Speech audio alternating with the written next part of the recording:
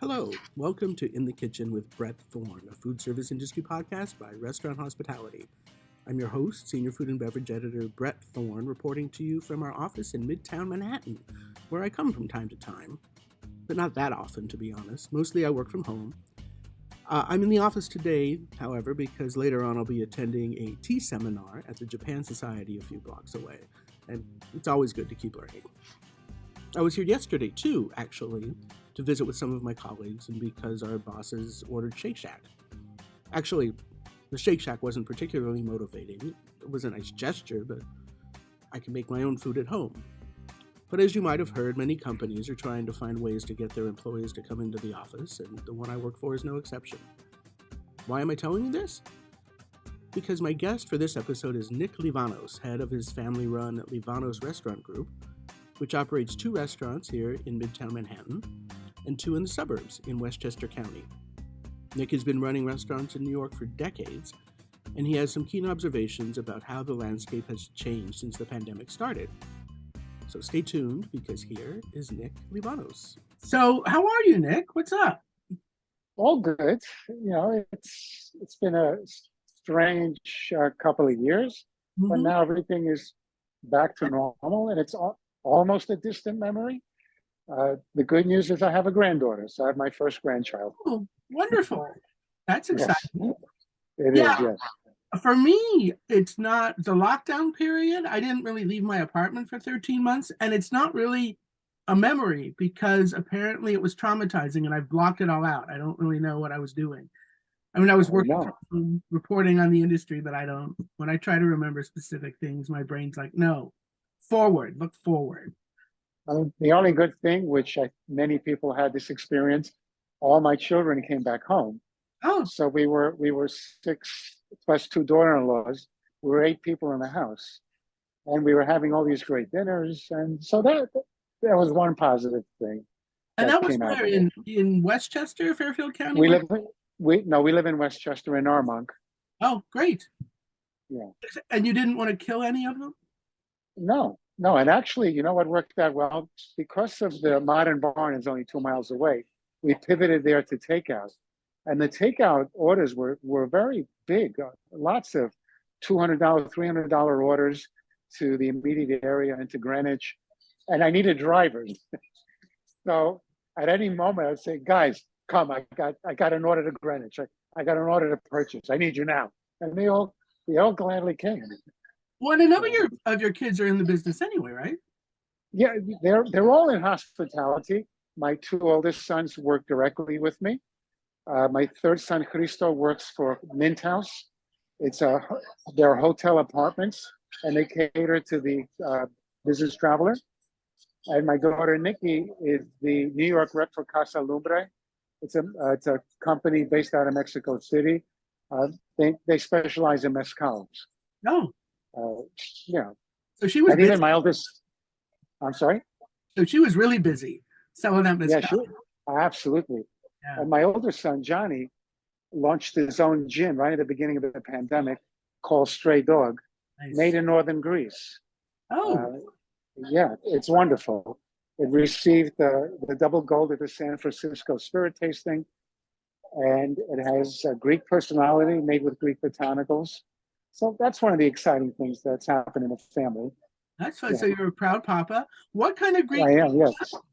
Does it have like mastia and things in it? Absolutely. It has mastica and rosemary and thyme, a little bit of a lemon zest. So it definitely has a Greek personality. It's a great mixing gin.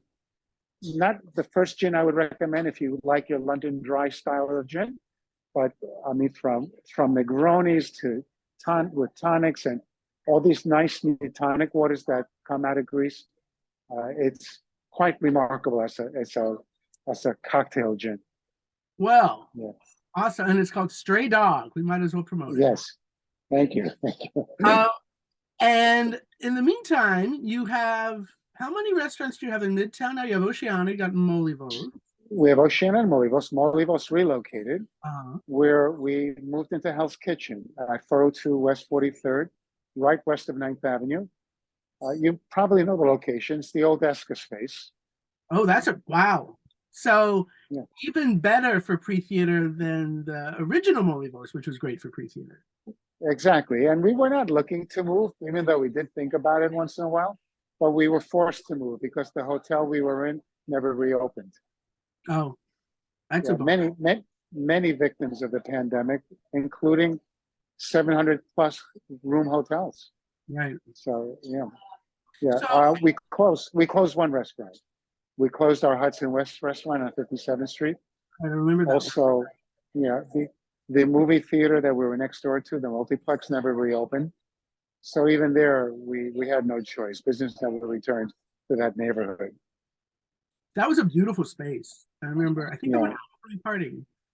it was a great restaurant, great, great neighborhood. But things happen. The good news is lots of that clientele is coming here, and we didn't have to lay anyone off. We brought uh, those employees and our old Molyvos employees came here too. So we opened up with a 100% seasoned staff. So that's one good thing that came about from the closings. And I'm Yeah. talking to you from Molyvos, right? Yes. But it Yes. doesn't look like Oceana. No, not at all. No. Very much homier. If you could see the back wall here, it's all the same family photographs that we had at the other restaurant, and one of the wine cellars on my left. Wow. So is the former Esca space larger than the previous Molyvos space? No, the opposite, much smaller. We're 65, 70 seats, and we'll have another 40 seats outside. And how big was the previous Molyvos? It was 220 seats. whoa. We So didn't want a big restaurant like that again. Yeah, smaller is better in this day and age too. It allows us to be more intimate, a tighter staff, much easier to run. These big mega restaurants, I know they're still opening, but it's not the direction we really want to take anymore. well, Oceana is kind of big and mega, isn't it? It's It certainly is, the biggest but kitchen in town, I think. it's a Beautiful big kitchen. restaurant. And it's that last from that former era of opening big. The location dictated it, and we really had no choice. We either had to take it the way it is, and the landlord was very motivated to have us, so that worked out. But in general, to do a big restaurant today, it's not the easiest thing to do. Well, it's especially in Midtown where I'm talking to you from our office today in Midtown, but Yes. that's not usual. Usually I am at home in my apartment in Brooklyn, and the local bars and restaurants are very grateful for that. But Yes. because I patronize them a lot, but obviously my Midtown neighbors are not as happy. I mean, I imagine you've had to really adjust to the lower occupancy rates in Midtown. But when we do two full seatings on a Saturday night, we do 2.5 seatings. Wow. That's okay. It's a good thing. You're running it with just three waiters, plus two one runner, two bus boys. It's very efficient. That's And our check average is much higher here. Our bottle wine sales is much better here. Something about the intimacy of the space has allowed a more engaged clientele. well, this is Molyvos you're talking about because Oceana is the same. Molyvos, yes. Yeah. Oh no, I'm sorry. I'm speaking about Molyvos, yes. Yeah. Well, that's great. So higher check average, fully booked Saturday nights. And do Yeah, you have a good pre-theater crowd too? Or we post do, theater? yes. We do, and a little bit post theater. We're trying to build that, but we do get a little bit. Get people to come in for some baklava and a glass of dessert wine and Sure, absolutely. Yeah, that's cool. there's nothing better. Right. So did you have to change the menu very much? Maybe shrink it down, or I don't know. It is a little smaller, but we added a new section of what we called Oma, which means from the sea, and it's raw, basically raw and marinated section. So everything from a tuna tartare to Ionian style hamachi crudo, a branzino crudo, a scallop marinato, and we do this nice marinated sardine on croûte. So that's what's new, and modern and exciting added to the menu. And those sound like good kind of group gathering, snacky food, Yeah. drink, sell a glass of wine, or do you sell a lot of ouzo and stuff like that, or is it We, more? no, absolutely. Like because the bar is smaller, Mhm. we used to, the previous Molyvos we had 12 uzos. Now we just have 6. So just we have to work with the bar, but it's still we expanded the bar from what was here at Esco. So it is a nicer, bigger bar. I could turn the camera around if you want to peek at it. Sure, let's take a look. Oh, yeah. Yeah, Nice big bar. yeah. So it's before the bar that was here at Esco was very small, but this is perfect. 6 seats and easy to fill. And so people come in. Is there a happy hour crowd now much? I, I won't call it a happy hour crowd. It is a pre-theater crowd. A lot of the walk-ins who are familiar with just walking in and sitting at the bar to catch something before a show. But we don't get that business pre-theater the way Oceana does. But Oceana still does. Yes, yes, yes. I mean, it's really in the heart of Midtown. But even so, occupancy rates are what? Less than half, 50% of what they were before. We hear different numbers, but for the most part, our landlords say they're at least 50%. Oh. What we see happening at Oceana is Tuesday, Wednesday, Thursday is very powerful. Mondays are okay. Fridays are not. Our Friday business has not returned. Dinner, yes, but lunches are very slow. Sure, people aren't coming into the office on Friday. But, But it's true that when people do come in, they're more likely to go out and drink a little bit with their colleagues because it's more of a special occasion going into the office. we've noticed that. But let's say yesterday, we'll do 250 lunch, where Fridays we'll do 90 or 100. So it's a big difference in business. But that's not terrible. That's not no business. That's okay business. No, exactly. But we're a big restaurant and we need to be busier. But it's okay. And like you said, we do see that more leisurely diner on a Friday lunch. They're coming in because maybe they're obligated to, but then they entertain and stay a couple of hours. So are they drinking more? Lunchtime, not a lot. You have 1 or 2 glasses of wine, but dinner absolutely, and the happy hour crowd, yes. And are you finding that your guests are willing to pay more, or they're indulging themselves more? That's something I hear a bit about. We're not seeing, of course, because of food pricing increase and wage increase and all that. Our prices have gone up, but we're not seeing any resistance. Okay. Yeah, that's another thing I hear, that if you meet expectations, the customers are willing to pay for it. As long as they're getting great food and service and a nice ambiance, then they're Right. fine. I mean, I still get nervous when I see all our $40 plus entrees at Oceana. I say to myself, wow, how did this happen?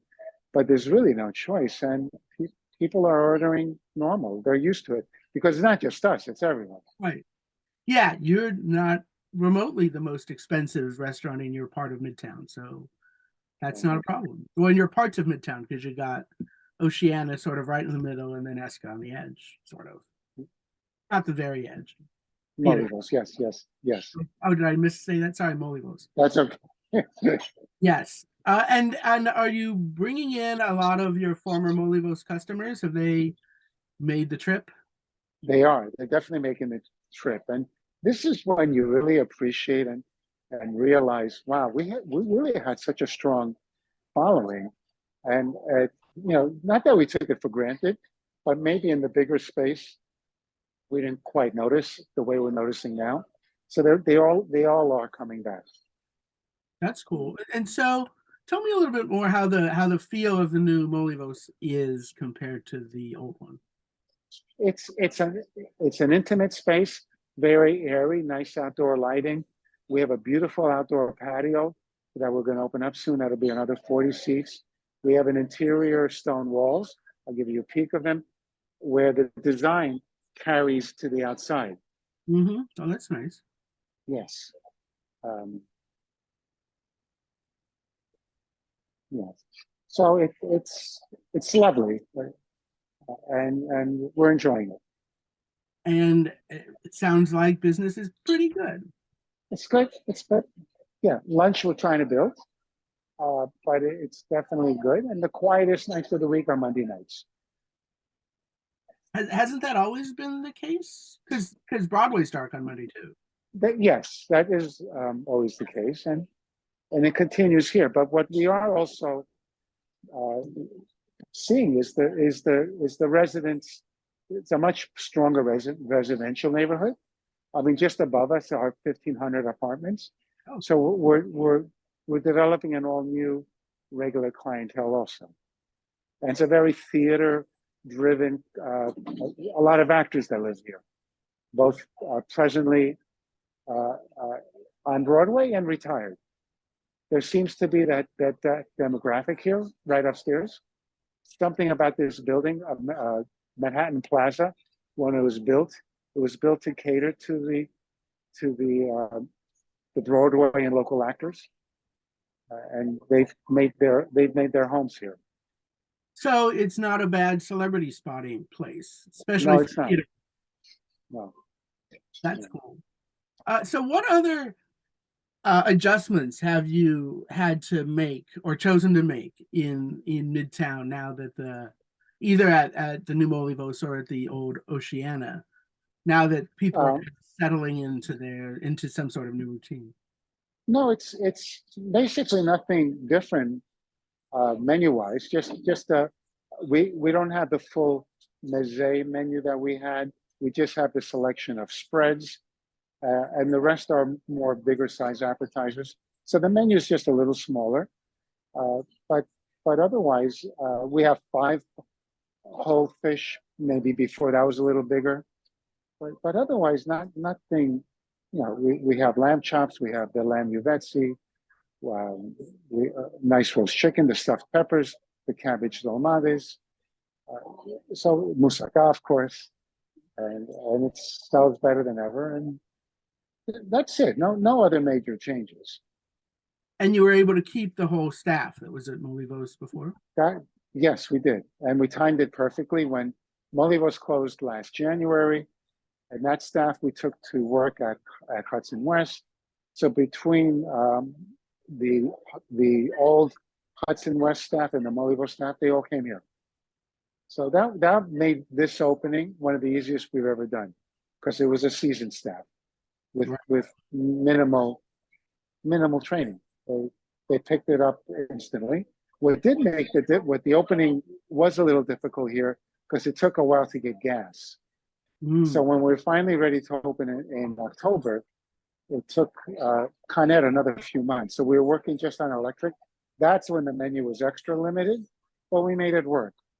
We were working out of one convection oven and one steam-driven oven. So that was a little challenging, but it was okay. The customer understood, and we let everyone know when they came in. We didn't have the grill yet, so we didn't have our whole fish and no lamb chops. I mean, and you have who is the chef at Molyvos now? Jose Vega, who's been with us 22 years, 23 years. He was the executive sous chef, and we promoted him to chef. Well, that's great. And in Yes. general, it sounds like you've had a lot of staff that have been with you for a long time. A lot of 15, 20 plus years, yes. So as you might have heard or read about somewhere, it's hard to keep staff and continues to get difficult. So what do you guys do to keep everybody happy so they don't quit?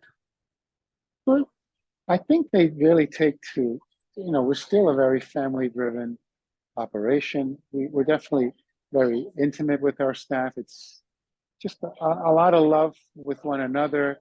They love the food. They love what they do here. Pretty simple formula.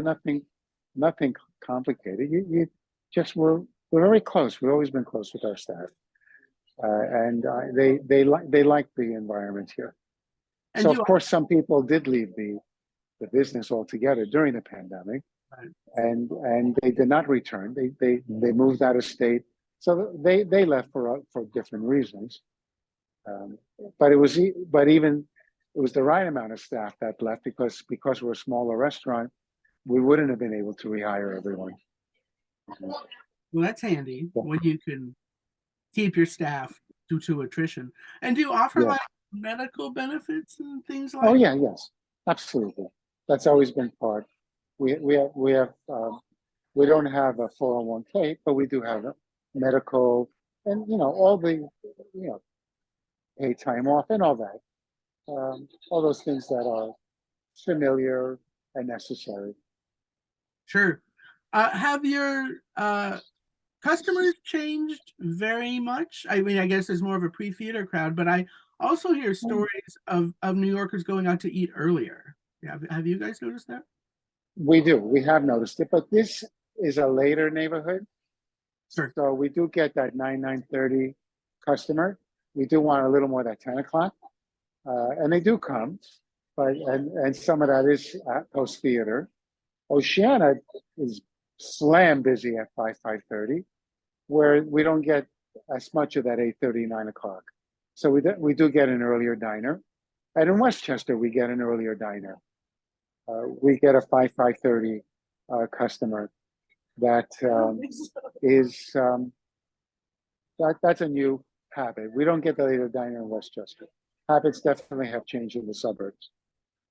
Well, and suburbs, as I heard, have been doing pretty well. As I said, I'm now patronizing my local bars and restaurants in Brooklyn more so than in Manhattan. So they're happy. But I was Yeah. going out to dinner with a friend last week and was having a heck of a time just getting a reservation at 7 o'clock. I mean, it's nice to see on like a Thursday. I think it's nice to see that restaurants are quite busy.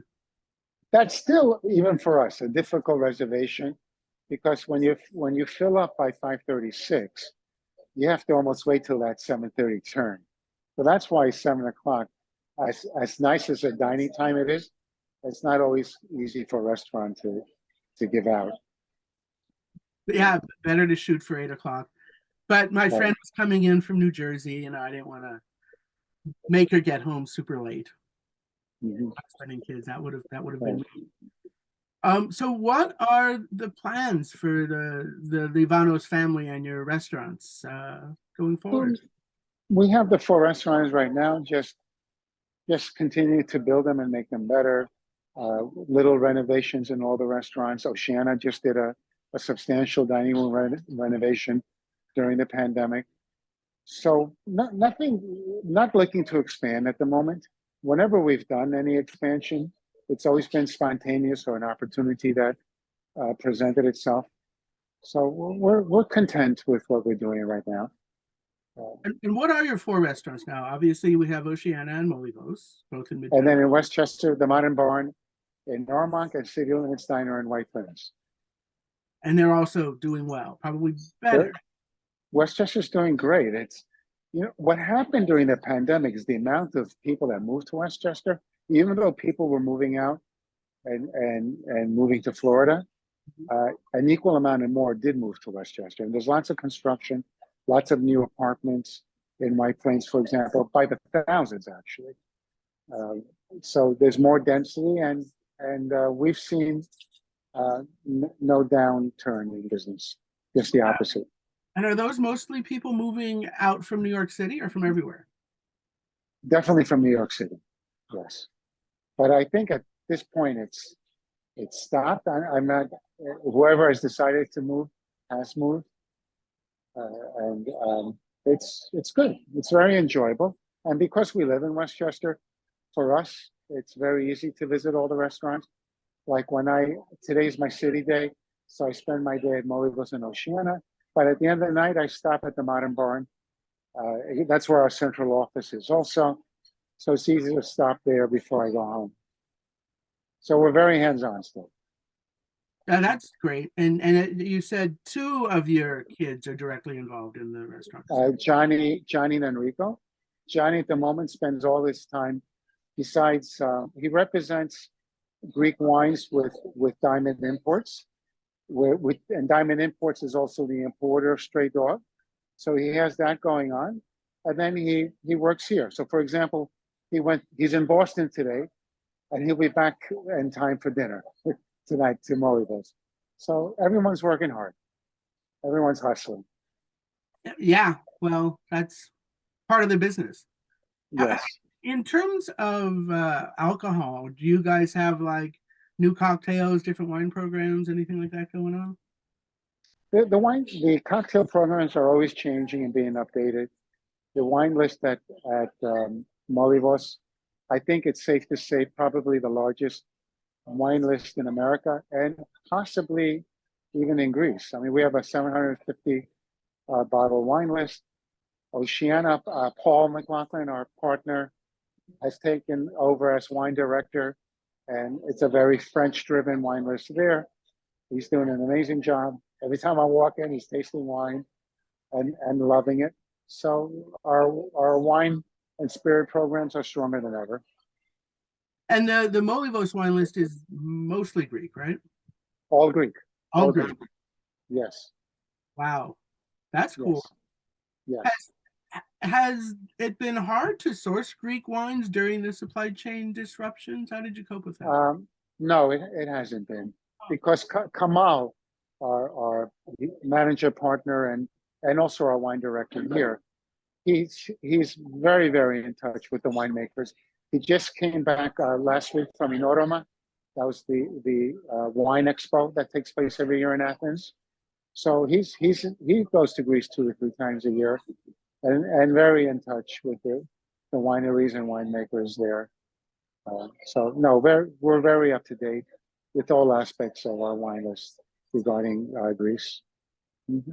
Sounds great. When you specialize only in Greek wines, do you ever have customers who come in and want like a big Napa Cab or something like that? They do, and there's always something Kamal can offer instead of. And you're always able. We have about 28 wines by the glass, so it's very easy to give someone a taste and then to steer them towards a specific direction. Yeah, it seems like the whole Greek wine scene has grown so much in recent years. I mean, long before the pandemic, like Greek wine was coming faster. Right. Yes. Mm-hmm. They can be hard to pronounce, like Xino Mavro and Ioritiko. Right. But enough people have been to at least Santorini and have the wonderful Asitikos from Santorini that they're recognizing and coming back and asking for them. Well, that's handy. Mm-hmm. Cool. Well, that about covers it, Nick Livanos. Thanks so much for taking the time to talk. Thank you, Brad. It's great to be with you. Likewise, I hope we can do it in real life sometime soon. It's good to know. How late is Molyvos open, in case I want to swing by and till 10:30, absolutely. Yeah. Keep that in mind. And also suggest that our audience check it out if they happen to be in the House Kitchen Theater District area. Great. Thanks, Brad. Thank Good you. to be with you. Likewise, and as I said, I hope we do it in real life soon. I hope so. Hope to see you soon.